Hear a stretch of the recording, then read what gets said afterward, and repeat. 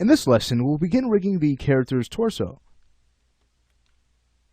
So here's the model we'll work with. I'd like to thank Justin for creating this really cool character for us to experiment with. Let's go ahead and get started by grabbing the entire mesh, and we'll go ahead and reset the X form on our geometry just to, again, avoid any scaling issues. Since we'll be skinning this mesh, we just want to be on the safe side. We'll go ahead and also collapse it down using the first choice modifier stack result.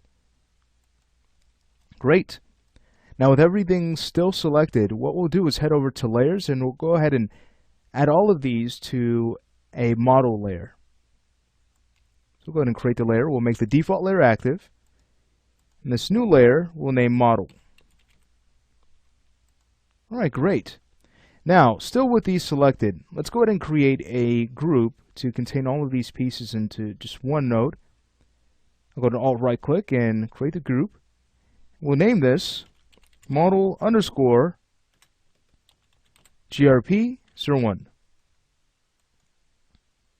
Alright, from there we'll go ahead and open the group. Let's freeze its transforms. We can do the same thing for the child objects. With the group selected, we'll hold down Control and press page down to grab the entire hierarchy. From there, again, we'll Alt right click and choose freeze transform. Now for this group, let's have that stored in a hidden layer, so all items that we'll eventually want to hide from the animator's view can be stored here. By the way, when we start to import the Flexi system, we'll also have a hidden group that will store all of those items connected to the Flexi rig. But either way, with the group selected, we'll go ahead and create our layer. We'll name this hidden. Great. We'll make the default layer active. Now we can test this out. We can go ahead and hide that layer and hide the model. Great. Let's go ahead and show those now. Now, if we were to go ahead and freeze the model, it's a good idea so we can make sure that we don't accidentally select any of the geometry so it doesn't interfere. But you can see that, of course, we're in gray mode. So what we'll want to do is just right-click on our model layer, choose Object Properties, and turn off Frozen in Gray. Great, so we can keep track of the character's texture. We're now ready to create our bone objects. Let's go ahead and move over to our side view. And the first one we'll create will be for the character's chest, and we'll also create one for the pelvis. Now for the center, remember we'll be using the Flexi line to rig the torso. It's just one of the areas we'll use, so that will save us some time. Let's go ahead and access our bone tools. We know that we can grab them from the animation menu. Here they are. Or if you've added it to your quad menu, you can go ahead and access it that way. I'll choose Create Bones. And what we want to do is kind of align this along the spine. So what I like to do is go ahead and just snap to grid first and then put the bone object in place. So we'll go ahead and just snap to grid, right click to create the first bone. Let's go ahead and press the S key to disable snapping, and let's go ahead and just slide this over, taking a look at where the chest should pivot from. And it helps to study anatomy just to make sure that we are placing our bone objects in the right spot for accurate deformations. Okay, so from there, we'll enter bone edit mode. Let's grab the nub and drag this down to right where the neck would start. Great. We will also be connecting a Flexi system to the neck to deform it. So we just want to make sure that this nub is at the right spot so that when we come in and create the Flexi rig, we can go ahead and anchor it properly. Let's go ahead and disable bone edit mode and rename these objects. So the first one, the root, is going to be named bone underscore chest 01. So for all objects that will be enveloped to, they'll have the prefix bone. Now for this nub, it'd be pointless to skin to it simply because it follows the chest, so we can just go ahead and worry about adding weights to the chest and not the snub, unless we plan on using the snub for another purpose, but since that's not the case, we can always give this a prefix of bn end for bone end underscore chest 01. All right, great. I'm going to close out of the bone tools for now. With the nub selected, let's go back to layers and we'll add it to the hidden layer. Our chest bone, we're going to want to create a new layer for that. Let's do that. There we go. I'll make the default layer, again, the active layer, and we'll go ahead and name this layer bones. Great. So everything is stored properly.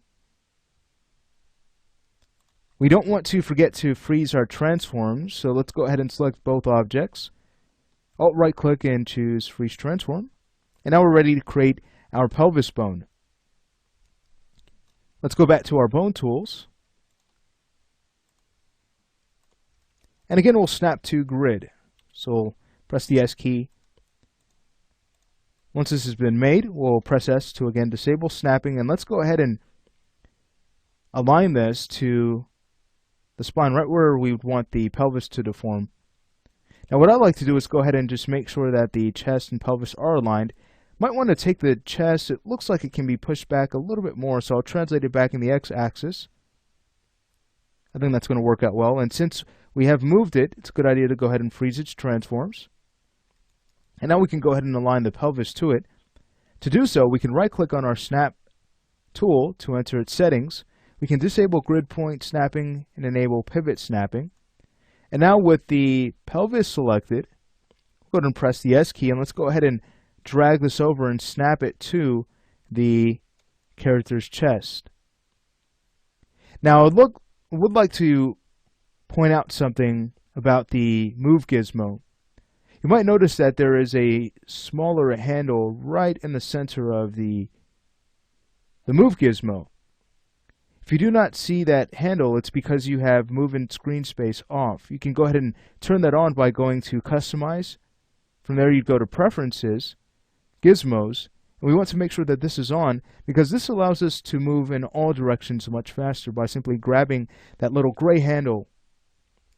Let's make sure that's on, which is okay. Alright, so now we can go ahead and take that handle and snap that right to the character's chest. We can press the S key to turn off snapping and go ahead and translate this down to where the pelvis should deform. Great. We could also go to bone edit mode and just bring up the nub a bit more. It might help to go to our perspective view to adjust it. Let's go ahead and press Alt W, move back to the perspective, press F3, and just to take a look here, go ahead and drag it up a little bit more, and I think we are good. Okay, let's go ahead and turn off bone edit mode and rename these objects. So the pelvis bone is going to be named bone underscore pelvis 01. We can always copy this name, select the nub, paste, and that will be bn end pelvis. Alright, from there we'll make sure that we freeze both items. So they're both selected. We'll go ahead and choose freeze transform. Let's head over to layers. We'll grab the nub and add that to the hidden layer and the pelvis bone under the bones layer. Great.